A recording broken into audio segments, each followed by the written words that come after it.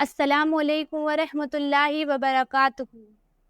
ہمیں اپنے اعمال اور اقوال میں اخلاص اور نیک نیتی بہت ضروری ہے، کیونکہ اللہ تعالیٰ دیکھ رہا ہے، ہم جو کرتے ہیں اسے بھی دیکھ رہا ہے، جو بول رہا ہے اس کو بھی اللہ تعالیٰ جانتا ہے۔ اللہ تعالیٰ ہر چیز کو جانتا ہے، ہر چیز کا جاننے والا ہے، اسی لیے ہمیں اچھی بات منہ سے نکالنا چاہیے۔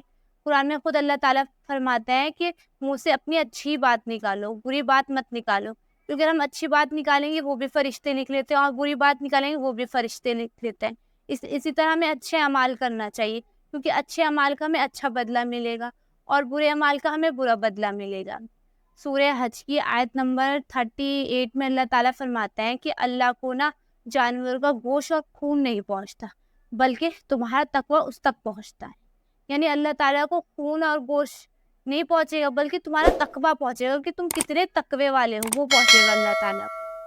اور ایسی سورہ آل عمران کی آیت نمبر 29 میں اللہ تعالیٰ نے فرمایا کہ اللہ تعالیٰ جو ہے جو تم ظاہر کرتے ہو اس کو بھی جانتا ہے، اور جو تم چھپاتے ہو اس کو بھی جانتا ہے، اور اللہ تعالیٰ ہر چیز کا جاننے والا ہے۔ یعنی ہم اپنے دل میں بھی کوئی بات پوشیدہ رکھیں گے اس کو بھی اللہ تعالیٰ جاننے والا ہے، اور جو ہم ظاہر کرتے اس کو بھی جاننے والا ہے۔ اللہ تعالیٰ ہر چیز کا جاننے والا ہے۔ اور حدیث ہے کہ اعمالوں کا دار و مدار نیتوں پر ہے، یعنی جیسے ہمارے نیت ہوگی ویسے ہی ہمارے اعمال ہوں گے۔